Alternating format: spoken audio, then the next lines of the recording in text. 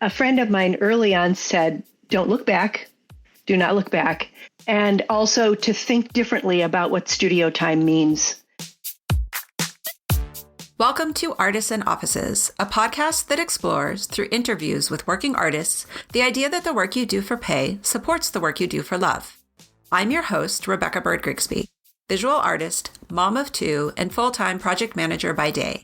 In 2017, I left my day job at the time and spent 2 years rebooting my studio practice while navigating the uncertain terrain between day jobs and creative work. In season 1, each episode offered a conversation with an artist balancing their day job with their art practice. This season, I'm stepping outside of the office to talk with artists who are also parents, creative people at different stages of their careers and caregiving about what it really takes to make art while raising kids. On this episode, I'm thrilled to welcome Carrie Lederer to the podcast. She's a painter, sculptor, and installation artist whose nature-inspired work has been shown across the U.S. Carrie has completed public art commissions for places like Facebook, UCSF Medical Center, and several Bay Area cities, and she's currently an artist in residence at Kala Art Institute in Berkeley. Carrie is a recipient of the prestigious Fleischacker Foundation Eureka Award. Her work is in major collections and has been widely featured in publications like Art News and the San Francisco Chronicle. Carrie served as curator at the Bedford Gallery for 25 years. On top of all this, she's also the proud mom of an adult son. Carrie Lederer, thank you so much for agreeing to be on Artists and Offices. I've been a fan of both your work, your creative work, and your curatorial work for a long time. I have missed very few Bedford Gallery shows over the years, so it's such a treat to be able to talk with you today. So let's get right to it. And I love that you're wearing a Detroit shirt, because I wanted to start with a little bit about your bio. So you were raised in Detroit, you stayed in Michigan for college, and I've read that like after college you took kind of this month-long journey across the U.S. and you ended up in San Francisco with the intention of launching your art career. So I'm curious, what was it about San Francisco that attracted you here versus, say, Los Angeles or, moving east to New York?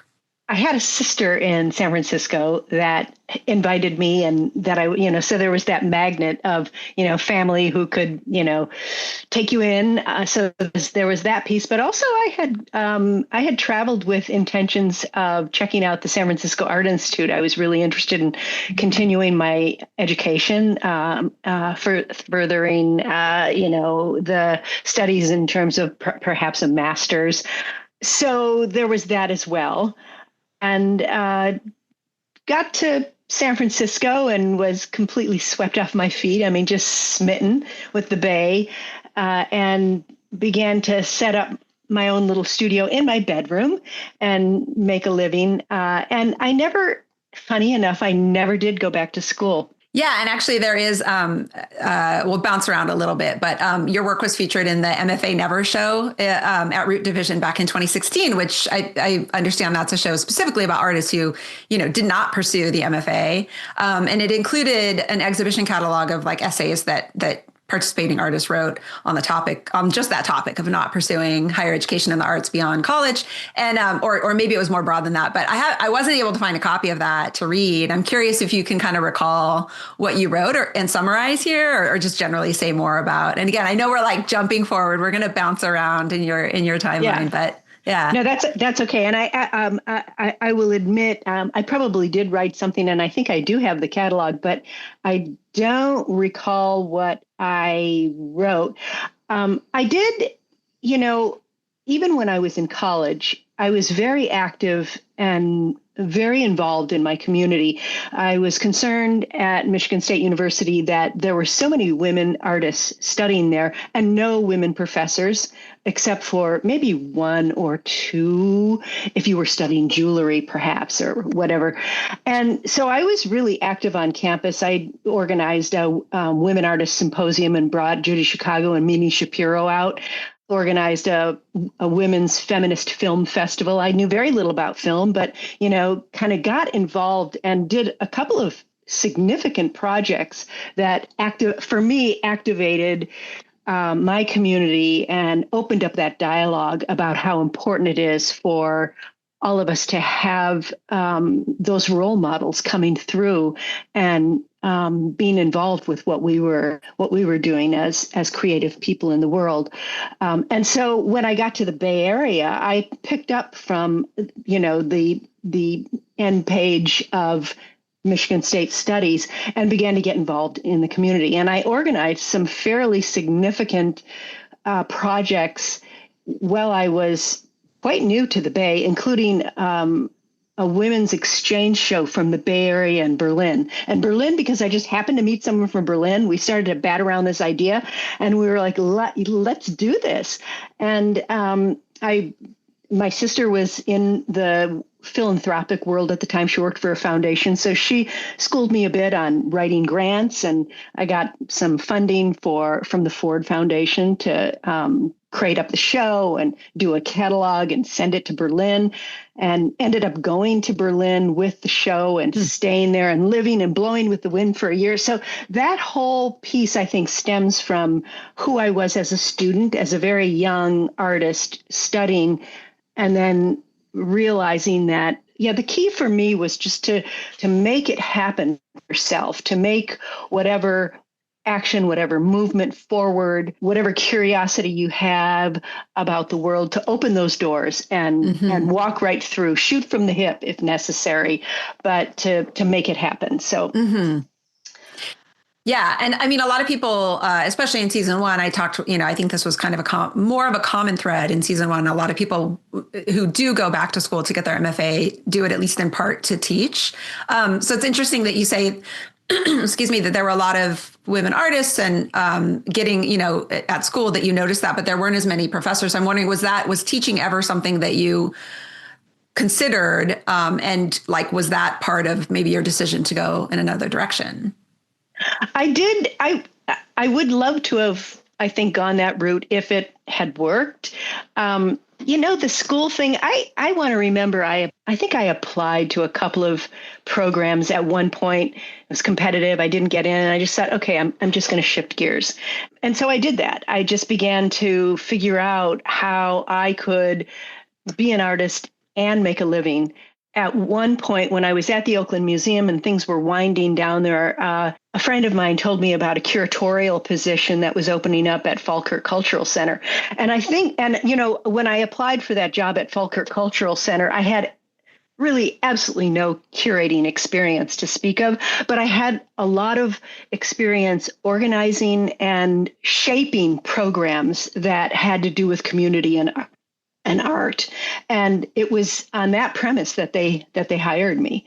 And so I cut my teeth at Falkirk Cultural Center, which is a city program for this in San Rafael. And then from there, gained enough experience to move on in that part of my life, my career. Yeah. So before we talk about work specifically, I did want to just kind of go back and touch on, you received a BFA in sculpture from in Michigan. And then you also, I understand, hold a bachelor's degree in arts education. And then obviously you've already mentioned, like, you worked for over 30 years in arts administration, primarily as a curator. So you've already kind of touched on all the things in this next question. You were assistant to the executive director at the Oakland Museum for 5 years. And then, of course, you worked as a curator at Falkirk Cultural Center. So it sounds like you were able to make that leap from a more administrative role to curating based on some of the projects, like some of the things that you just kind of did on your own when you first arrived to the Bay Area. Yeah. So because I was curious about how you were able to make that leap. And then if there were any other kind of random day jobs that you had along the way that, maybe aren't on your LinkedIn page.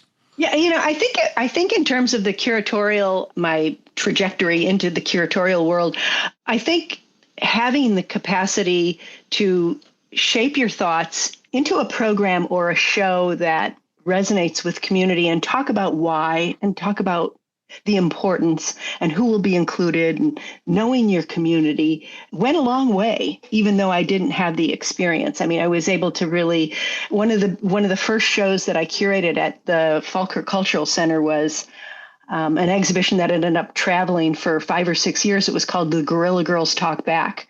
It was a retrospective of the Guerrilla Girls, and it stemmed from me. Back then I was a real knee-jerk feminist. I was reading in the New York Times an article about the Guerrilla Girls and how it was their 5-year anniversary, and I thought we should have a show that looks at what this is and why it's important, why it's still important. And so I beelined off to New York and tracked them down and met with the Guerrilla Girls, and they were more than game. They flew out. A couple of the Guerrilla Girls flew out for the exhibition, and then that show traveled primarily to universities. We rented it really. It was very inexpensive. I think it was $1,000, which is really super cheap for a traveling show. But it just went from college to college to college, all the way across the United States, which is exactly what we wanted to do with that show. But I think it was things like that where,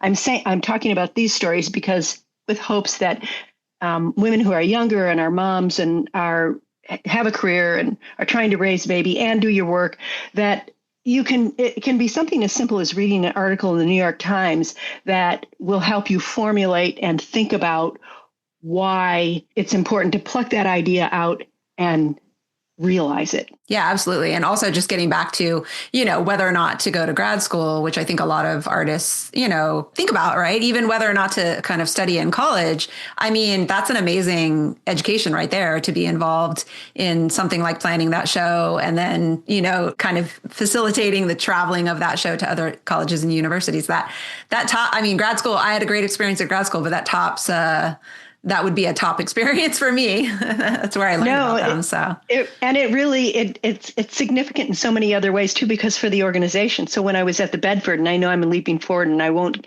get too much into that, but I built a traveling exhibition program where we traveled shows, and still going on. Shows that I curated are still on the road.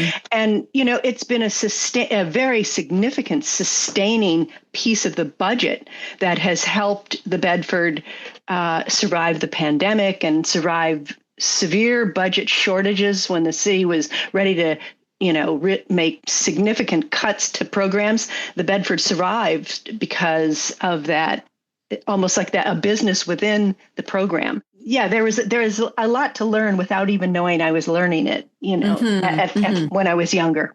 Yeah. And facilitating that learning for others too. Like you said, like that kind of connection to the community. And then obviously with the traveling, like I remember seeing, I think it was a Frida Kahlo related show, even though I'm in Oakland. And like I said, at the beginning, we were chatting before I started recording, that I don't know that I've missed a single Bedford Gallery show in the past maybe 10 years. It's also very kid friendly, right? It's smaller. And I usually take at least one kid, and they've always enjoyed the shows. But I actually saw that show down in Escondido. I'm blanking on the exact name of the place, and saw the work of Susana Sanchez, which is another artist that I've interviewed this season. So, just being able to put shows like that out in the world in a different way and expand the reach of the work, but also I would imagine of the gallery, right? And kind of ups the kind of caliber and the reputation of the gallery, the kinds of shows that you curated there and put out in the world. Yeah. Absolutely. I mean, there's a museum, the Huntsville Museum in Alabama. Basically, while I was curating, anything I put out there to be considered by other museums, they rented. I mean, they were like with bated breath. Like a regular customer, like a return customer. Yeah. Yeah, it was great though. Yeah, we had such a good relationship. So anyway. Yeah. No, that's great. And I did obviously want to talk about your work at the Bedford Gallery for 25 years, right? Right. You retired a few years ago. And I saw that you were honored with the renaming of the Learning Center to the Lederer Art Space. I think that was last summer. So yeah, I would love to hear about your experience there. It shows other experiences that stand out. I know we could talk for the rest of our time about that. But if there's just anything top of mind, it sounds like you were able to introduce a lot of what I think people now that are going to those shows or maybe seeing the shows as they travel may not realize that you started a lot of those programs. Right. Yeah. I mean, I think the one show that one of my favorite shows that recently came home was called Tradition Interrupted. And I love the idea. I have such an elastic love of art and craft and tradition and culture, and the way all of those dovetail. And I was looking for a way to talk about how artists in the world today who are embracing who they are, where they're from, and their traditional craft, but unbuttoning the entire thing, dismantling it, and putting those pieces back together again in a completely unpredictable way.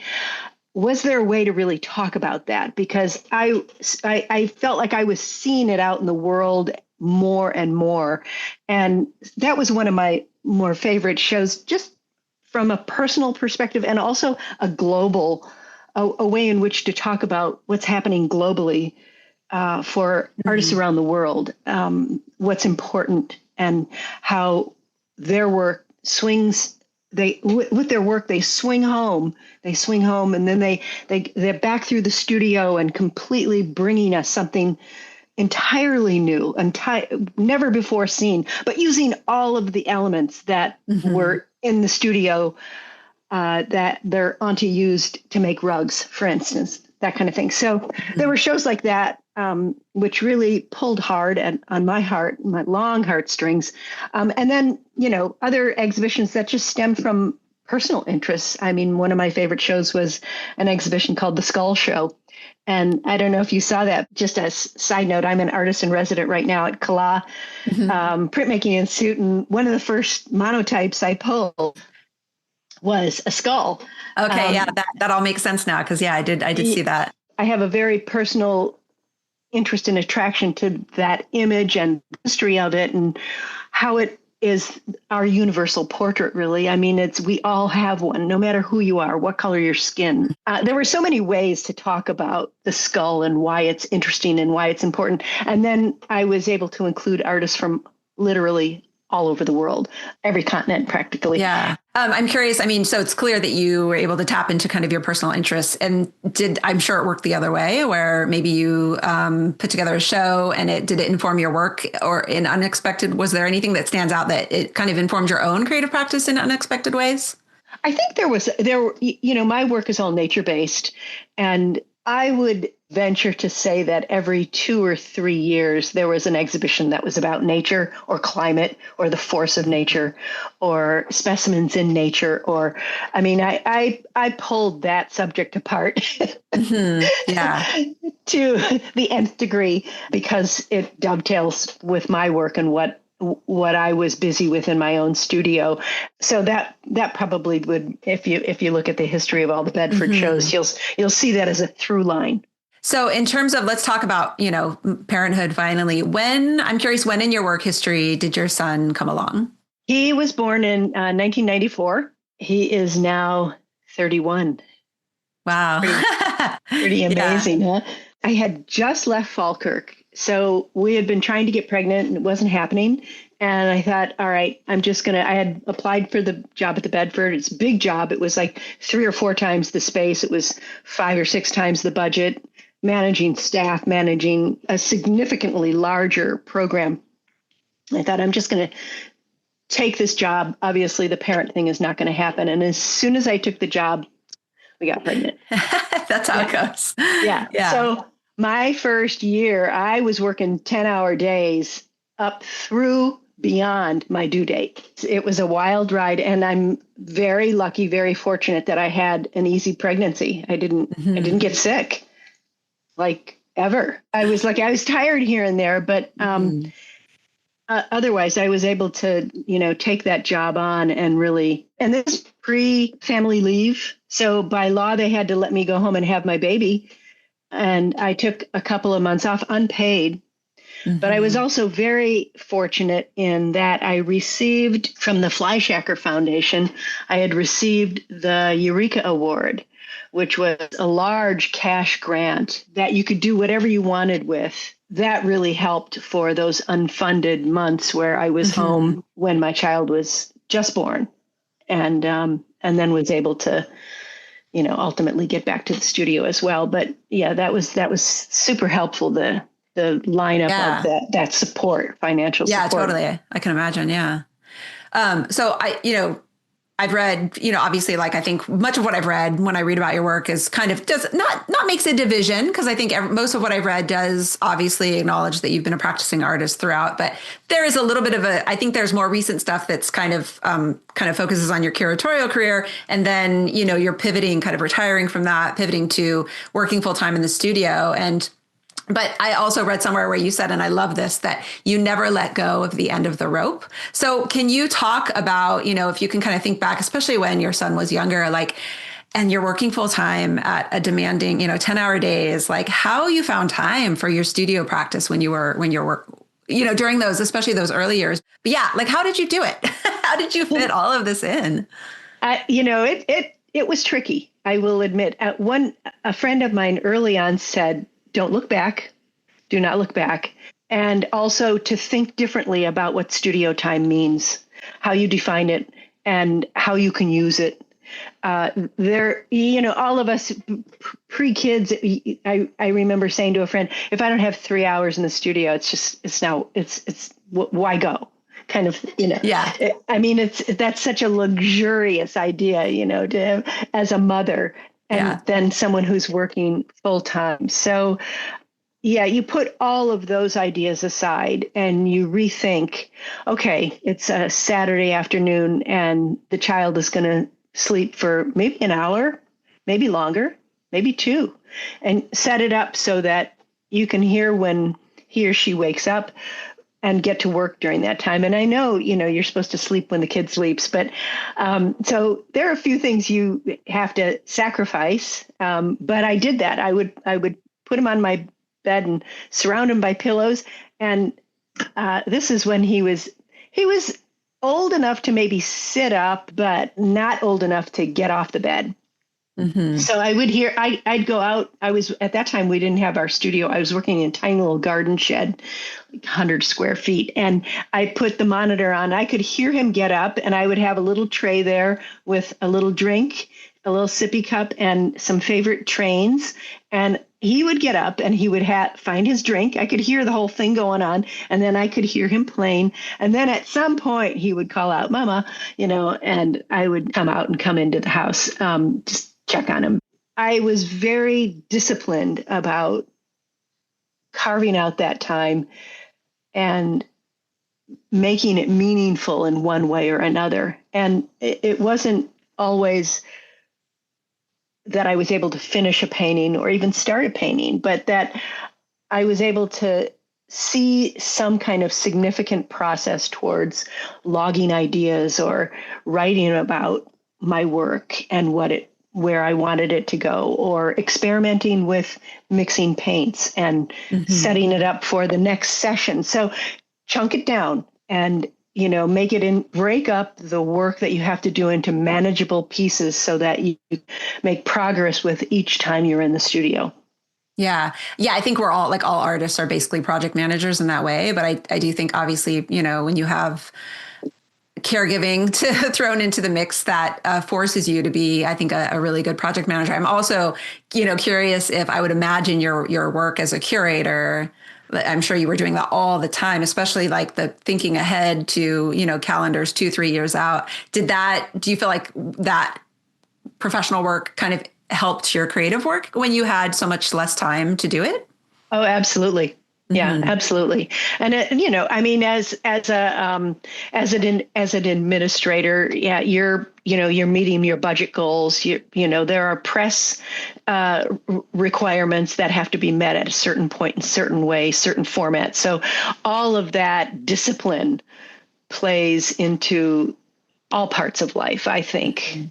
Yeah. Absolutely. Yeah. And one thing I realized, this is my 11th and final interview for season 2, at least for now.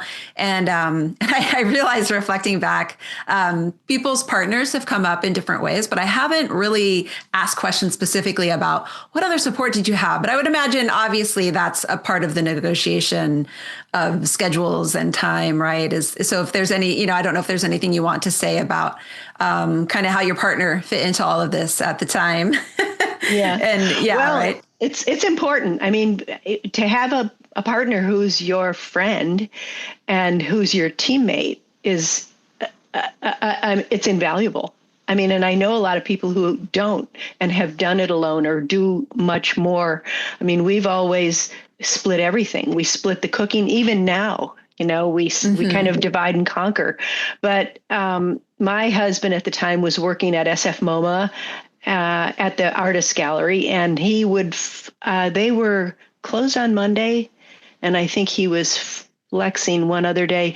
And then I had negotiated when our son came along when Tommy was born, I negotiated a 10-4 work schedule. So I took Fridays off and Steve had Mondays. And so there were 3 days to deal with. And that helped a lot too. To be able to, but we both were very supportive of each other and always tried to divide what needed to be done and then give each other time in the studio. He's no longer a practicing artist, but he has other creative interests that he still practices. So, it's always important for everyone to have their time. That triangle is a really difficult one to manage, and I think many of us have been there and gone through it. And I really wanted to share with any moms who might happen to, moms and artists who might happen to listen to this, to kind of let go of the guilt about leaving your child at daycare in order to do your work as an employee or do your work in the studio. Because I was reminiscing about the first day that I dropped my son off at childcare and crying out loud as I drove away, and I don't think that's an uncommon experience. I just remember feeling like such a bad mom, and the important piece I wanted to share is that my son grew up watching his mom work, playing under my desk at the Bedford Gallery and attending receptions at work or my own exhibition openings. He spent a lot of time with me in my own studio, either playing or doing his own paintings. And it really wasn't until years later, as I watched him blossom into his own life, that I realized that while I was very busy doing my job, either as a curator or as an artist, that I was modeling for him how to follow your own dreams and how to follow your passion for a project.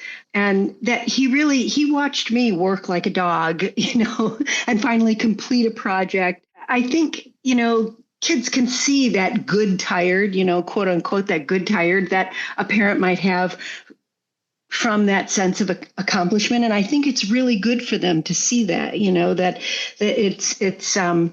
it's a life lesson, throughout his younger years, he really was witness to my struggles, my challenges, the demands that work had on me, all my failures, my successes. I can just see now that it was really an important teaching lesson for him in terms of finding his own voice, that finding his trajectory forward, and that you can't teach that. You can't teach someone how to find their way. You can't teach them how to be passionate. You can model it. I just think kids, most parents know this, that kids need to find their own way. And that I think as we live our own lives and embrace what we need to do, the work we need to do, kids are observing their moms and dads at work, and that's a good thing. The conundrum of being a parent, being a good parent, but also doing your work, doing the work that you need to do as an artist and doing the work that you need to do in order to survive. Yeah, now I remember when I left the Bedford and they threw a big party for me. And, one of the things I said to this crowd of people who were there is that, I thanked my son for sharing, for sharing his mom with the Bedford Gallery, for sharing, his life and being there in that way. I mean, always so understanding. And, I just was happy to have a good kid who understood that and totally took away what he did take away. So I want to talk about your work. You've already mentioned, touched on the fact that your work is very much inspired by nature. And, I've read in other interviews, you kind of talk about like growing up in Detroit, obviously in a city environment, but having these very formative experiences, both at the Detroit Institute for the Arts and also then like camping in Canada. And that's kind of something that really resonates with me because it's something I love about living in the Bay Area. And, here in Oakland in particular is like living in an urban environment, close proximity to all cities have to offer, but also 10-minute drive and I'm in a redwood forest. So I'm curious if you can talk about some of the local places that inspire your work. Funny enough, a lot of it is right at home. I mean, I'm a big gardener. I mean, I love to go to the ocean and we take walks even in our local parks, Joaquin Miller and things of that sort. Mm-hmm. But for me, a lot of it happens from, that 75-foot pathway from home through the garden, through the family garden to the studio, where I'm always pulled in for some issue, something that's dying or something that needs help or something that needs pruning or just something to be in awe of, whether it's bees that are at work pollinating a flower, so a lot of it for me happens at home. I really have come to embrace my garden as my own, kind of metaphor for the universe. I mean, it's like this working lab for me where I can't quite get through the garden without picking up some piece or part of it to bring back to the studio. And I have this table as I walk in that is almost like a 3D artist statement.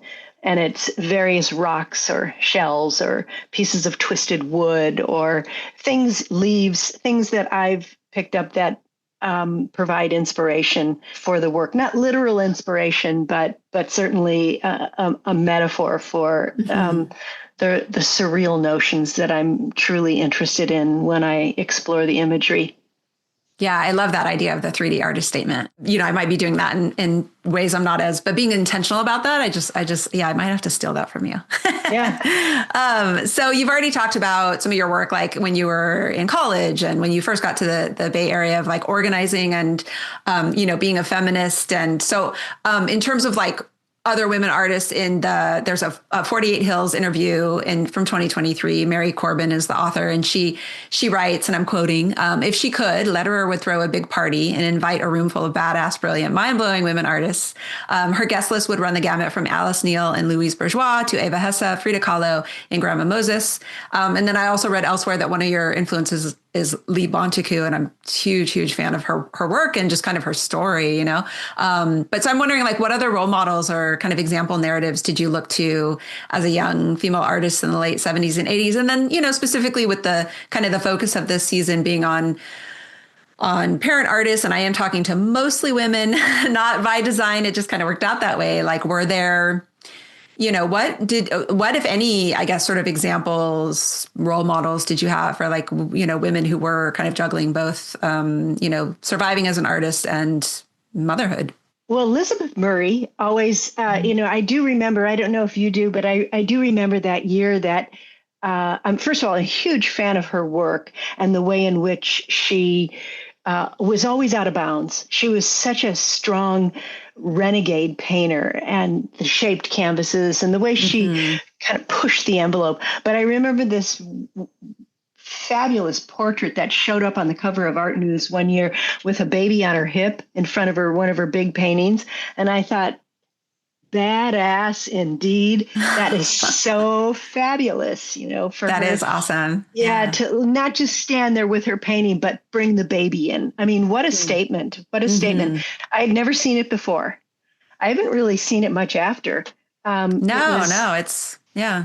It really was significant. I mean, there are so many artists who continue to inspire me, but she was one who really put it forth and said, you can do it all. You can have this baby, and you can have your career, and you can be a painter. Because there are a lot of even women artists who say the opposite.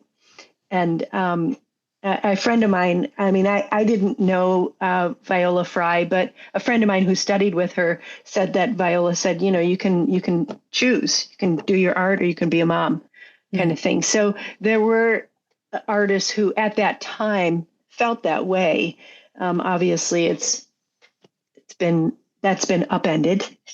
Yeah, but, totally. But certainly there are a lot of, I also would bring forth Merritt Oppenheim, who, when I was young and studying in college, she was, I remember the book, the teacup image was in the book, and she was referred to as a man. I think of her and her capacity for just the way in which she created these surreal images about nature that I had never seen or knew never existed before. I mean, it's such a unique, original vision that is just pulled out of her with an enormous amount of courage, because some of them are upsetting or bizarre or weird. But it's artists like that who just embrace their weirdness, embrace that uncomfortable honesty in terms of finding the unique message in what you need to say. All of us artists have are influenced or inspired by so many artists in the world, both present and in the past, from art history. And I'm just such a big fan of all the surrealists. And I think of my work as surreal landscape or landscape abstracted, but with surreal aspects to it. Artists like Leonora Carrington or Dorothea Tanning or Odilon Redon. I mean, they just embrace their weirdness in such a startling and mysterious way. There are, of course, a lot of artists who embrace nature in their work. There's a younger artist in LA, Emma Webster, New York artist Kiki Smith, certainly Adam Fuss, who's I think also in New York. And I'm not sure if I'm pronouncing this artist's name right, but Fireli Beyaz. It's Firelei. And then one of my all-time favorite, Charles Birchfield, who just seems to really understand what it is to make a landscape, but create it in a way where you can also almost hear the sounds in the scape. So we've already talked about, like, you're kind of a full-time, you're able to really focus exclusively on your studio practice. And you were interviewed in the 2024 issue of Crate magazine. And you kind of reflect in that interview on that juggling act of art on top of work and family. And so I'm curious, when you say, again, this is another great thing that I love, in addition to not letting go of the end of the rope, that you never let go of your fascination with nature and your drive to create new work. And we've already talked about kind of how you carved out time in the studio and maintain that discipline. So I'm just curious, like, what is a typical day like for you now that you can focus exclusively on your studio practice? Right now, I guess I can just talk about what's going on in my life right now as an example. It won't. Things shift and change, and new opportunities, arise, and then projects get finished. But right now, it's kind of an exciting time. I'm an artist in resident at CALA. I'm neck deep in the world of printing, which has been a challenge, but also very exciting. And I'm doing some screen printing and mono printing. So I've been 2 or 3 times a week over at CALA making prints. I received news just recently that I had been a finalist for a Sunnyvale Public Art Project for a new park that they are building. And I recently received news that I won the commission for one of the unique benches. Oh, that's awesome. Congrats. In their park, which I'm very excited about. And what I'm going to do is I'll be using a cement substrate and have created a completely unique image for Sunnyvale for this bench, which will be transposed onto tiles. And I'm going to probably work with a company in the UK. They do beautiful work. They've realized a lot of public art projects all over the world. And this bench will be covered head to foot with this imagery. And the title of the piece is called Land of Magic, Garden in the Cosmos. And so it's a lot of my imagery about land and about the creatures. There's a little bird that's nesting in the brushes, and a squirrel, and there's a fox with a bird riding on his back. There's all kinds of things to discover. A fox wandering into the cosmos. The entire image feels like a melding of above and below. So, is it water that's reflecting the sky that I see, or are we actually walking out into the cosmos right now? There's the perspective isn't distinguished. So it's all almost on tapestry-like format where, the above and the below are all on the same plane and existing together. But that touches on, I just have a couple more questions. I know you have something to get to.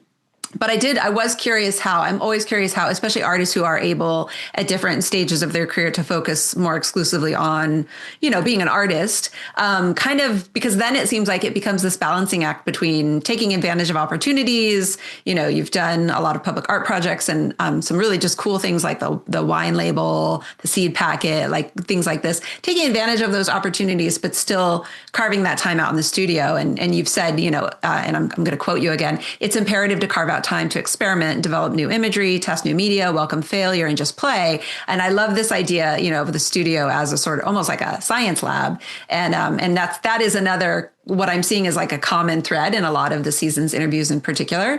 And I think it's just something that we all intuitively know about the studio, right? So I'm just curious, like, how do you balance taking advantage of those opportunities with that critical time in the studio? Is it, do you continue to be disciplined about that studio time? Is it a bit more organic now that you have, a little bit more wiggle room in your schedule, more opportunistic depending on what's out there?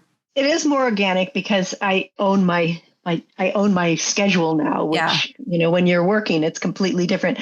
But while I'm doing this artist in residency, it does almost feel like a part-time job because I'm reporting somewhere else. Mm-hmm. However, I do feel like it's important to be in the studio and really, even if you do nothing else but sweep the floor or mix up a new color and figure out that chartreuse isn't quite right, it needs a little more red, or that sulfur yellow is a little too arch, it needs to be softened. Those activities are, I think, pivotal in terms of falling into the next chapter of what you'll be doing in the studio. And sometimes it's necessary to not force it. And sometimes I'll just make marks to see what comes. So I think both are good strategies. Once in a while, if things get really busy or feel complex, I'll actually put time in my calendar, like I need to, I need to manage myself, because it is easy to get lost in all of what we have available now. Everything from listening to podcasts to reading to visiting with friends, and then all of life stuff. I mean, I like to bake. I have time to bake now and cook. And my husband and I trade off making dinner every other night.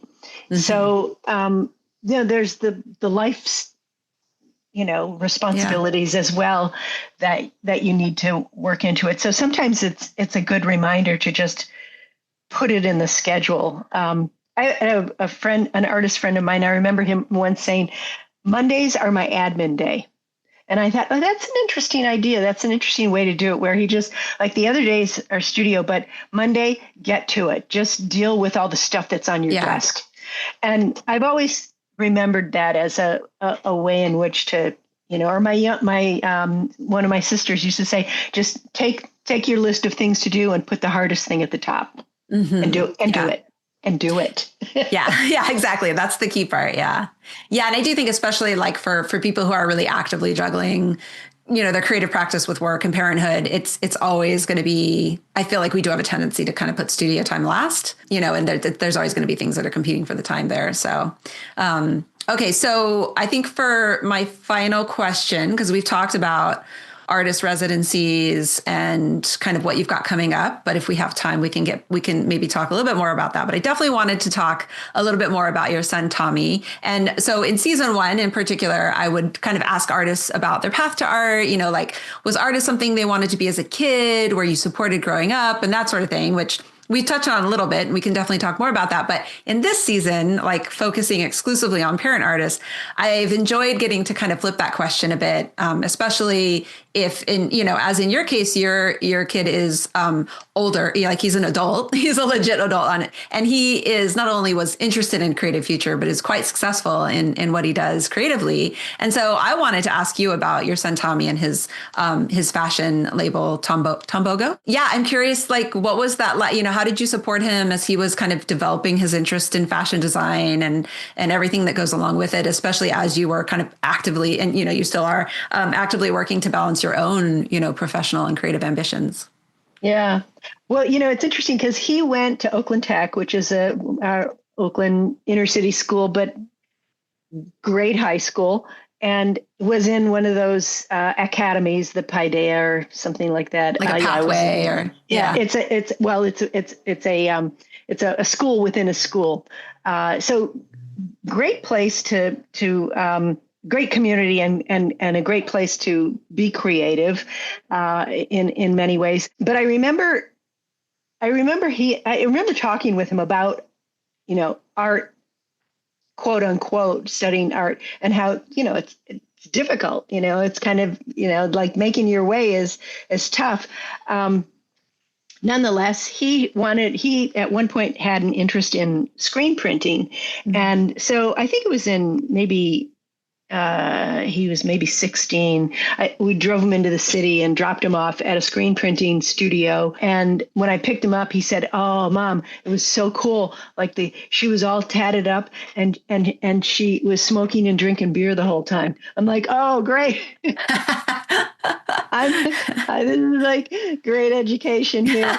But he took to it like a duck in water, the whole screen printing thing, figured out his image, figured out a logo. He also did some kind of summer workshop in website building, and started this little company out of his locker at Oakland Tech, and grew it from there, and held on to the end of the rope all the way through college. So by the time he got out, he was on a run. He was truly propelling the company forward. And it's been fun to watch, from, selling hand printed T-shirts out of a locker to the Paris runway and Paris Fashion Week. Yeah. So that's how it started for him, was sort of like, it sounds like using like screen printing T-shirts, and then also kind of like diving right into kind of the more business kind of admin side of things in terms of building a website, but all it sounds like from a very creative perspective. Yeah, very creative, and for a long time very handmade. I mean, I was a lifelong sewer. When I was a kid, I sewed everything I wore. So I taught. He actually has my machine now, and for a long time he was making everything. And then I think he got to a point in the business where it was like, no, this has got to be farmed out. Yeah, totally. So that's where he is now. Yeah, it's exciting. Yeah, exciting that's awesome to watch. Yeah. Yeah. I mean, I think it's a tricky thing for artists, because on the one hand, it's like so thrilling to see our kids, obviously be interested in the things that we're interested in, whether it's art or not. But then it's also, we're coming at it from the reality, which is that not that there's really any easy path these days, but it's not an easy path. It's not a straightforward path. It's not, if you do this, you'll get this. Like, it's not that. It's just different. Right. So it sounds like you balanced that really well for him. It's interesting. Whereas I thought, I was dissuading him, don't go towards the fine arts, but design is just as competitive. It's just as difficult. So, I mean, I look at all of what he does, like we'll arrive at one of his shows and I'm looking around at the literally thousands of details that it took to put this show in place. And it's daunting. He, in fact, maybe chose a more complicated field than the fine arts, but we're so proud of him. Yeah. No, it sounds like he made a good choice. It's fun to watch. Is there anything else, just kind of closing out, that you're looking forward to the rest of this year and moving into 2026? Well, right now in the studio, I'm balancing working on pieces that are very small and intimate, like 11 by 14, and where you can kind of basically have practically your nose up against them to get all the detail. And my new challenge is to pull back. And I'm just starting some panels that are 3 by 4 feet, and looking forward to working on something that's 5 by 6. So the challenge for the new year, and I have some of these started already. The challenge for the new year is to pull back a little and kind of literally broaden the brush stroke in terms of my approach to the work. And we'll see what all that brings. Awesome. Well, Carrie Lederer, thank you again so much for agreeing to be on. Honestly, I've been a fan for a long time. So this was, I think, reaching out to you is definitely, I was like, well, it doesn't hurt to ask. And so I'm so thrilled that you said yes and that we were able to find a time. And thank you so much. Thank you. It was an honor. Artists and Offices is produced and edited by me, Rebecca Bird Grigsby. Intro music is provided by Jesse Kelsey. Show notes and additional episodes can be found at artistsandoffices.com. If you enjoyed this episode, please consider subscribing to the podcast on your streaming platform of choice and leave the show a rating or review. This will help the podcast connect with even more artists and offices. Thank you so much for listening. That I was a DJ at a roller rink. And, operating the music, the lights, the mic to call out the, songs, the whole enchilada.